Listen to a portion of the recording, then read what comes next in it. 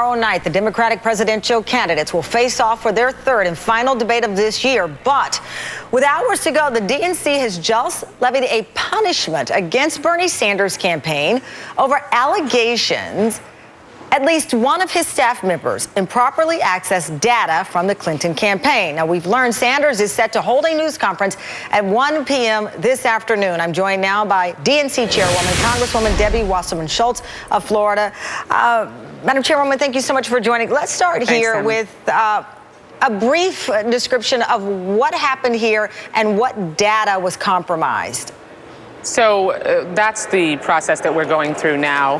We are analyzing the depth of this breach. And let me just be clear, there's not an allegation.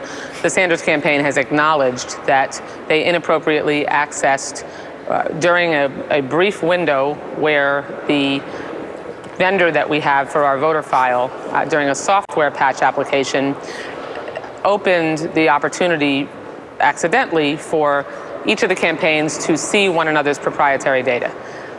The staff on the Sanders campaign not only viewed the Clinton campaign's proprietary data, but from what we're being told, downloaded it, exported it, and downloaded it. And so we have a variety of back and forth going on, and in order to make sure, first and foremost, that we can preserve the integrity of our voter file, we're going to be having an independent audit done so that we can assess the depth of this breach. For people watching this interview at home right now, explain again this information and how it would be valuable, certainly in the 7 weeks leading up to the first votes in Iowa and New Hampshire, where the polls are close in both of those states. Right. Sure. So this is our voter file, and the national voter file is of tremendous value to campaigns, to state parties, to party committees, because it includes data about individual voters' habits, not the personal information by name, but the habits of different types of voters based on the category that, ethnic background, racial background, men versus women. There's all kinds of different data that our voter file has built over the years, and each campaign has access to the voter file, and they can build their own data on top of that information that only they have access to. What happened here was during the opening, the temporary opening accidentally of the opportunity for campaigns to see one another's information, staff on the Sanders campaign, we were informed by our vendor, accessed the proprietary information of the Clinton campaign. Did you learn from the vendor, or did you learn from the Sanders campaign about this breach? We learned from the vendor. And at this point, one staffer has been let go as a result of this. You're shaking your head. Go ahead. Well, yes. My understanding from the Sanders campaign is that they've let one staffer go. We're still analyzing the depth of this breach. Our vendor is saying that more than one staff person on the Sanders campaign who had access to the voter file and this information actually viewed it and accessed it. So that's why an independent audit is going to be so important. And Tamron, also, I want to be clear, what we're doing is following our memorandum of understanding, our agreement that we have with each presidential campaign.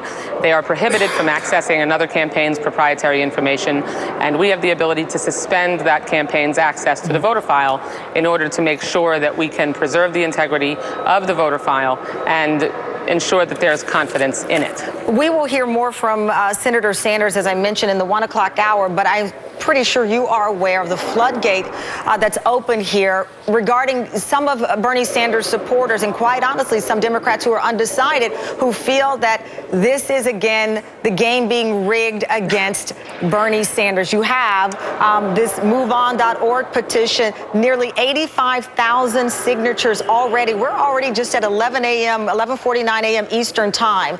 They're demanding that you immediately reinstate the Bernie Sanders campaign access to the 50-state file. They go on to say it is crucial for voter outreach in the last weeks before the Democratic caucuses. Shutting down Sanders' tool to reach voters is an infringement on democracy.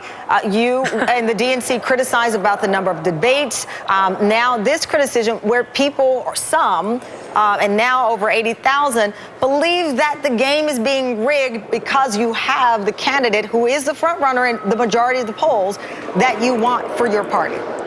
Tamron, I would ask any Sanders supporters or anyone who is formulating an opinion about the actions that we've taken to put the shoe on the other foot. If it were the Clinton campaign that accessed the proprietary information of the Sanders campaign, you can be darn sure, understandably, that his supporters would expect that we would take the exact same action that we are taking, that is based on our memorandum of understanding, our agreement with each campaign, to ensure that the integrity of their information, their proprietary information, was not only preserved but restored. We're talking about a violation that the Sanders campaign has admitted. But is there no other alternative with 7 weeks to go, with the debate tomorrow? Is there no other punishment available?